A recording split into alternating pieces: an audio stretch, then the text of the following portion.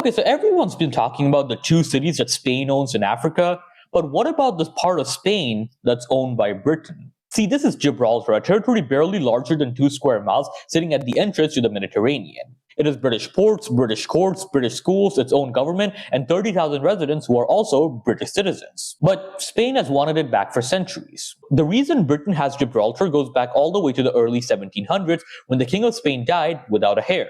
So two rival European dynasties both claimed the Spanish throne, starting the Spanish War of Succession. And that eventually dragged major powers like Britain, France, Austria, and several other European countries into the conflict. So in 1704, an Anglo-Dutch fleet fighting against a French-backed Spanish claimant attacked Gibraltar. The town was very small, but its location was extremely valuable, because Gibraltar sits directly beside the Strait of Gibraltar, where ships were traveling between the Atlantic Ocean and the Mediterranean. And after several days of fighting, the attackers captured it. But Britain couldn't simply occupy Gibraltar forever and declare it British. When the war ended, Spain formally gave it away. In the Treaty of Utrecht in 1713, the Spanish king permanently ceded Gibraltar to Britain. So they essentially had a fortified naval position looking onto one of the world's most important shipping routes on Earth.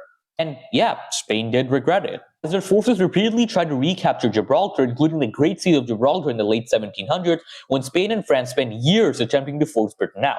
But obviously later Britain started to decolonize. So in 1967, residents were asked whether they wanted to remain under British sovereignty or come under Spanish sovereignty. And guess what? 99% of people voted to remain British, which made Spain really mad, and they closed the border for 20 years, meaning families couldn't travel between Gibraltar and Spain. So they came up with a solution where they could share the sovereignty, but 99% of residents voted against it.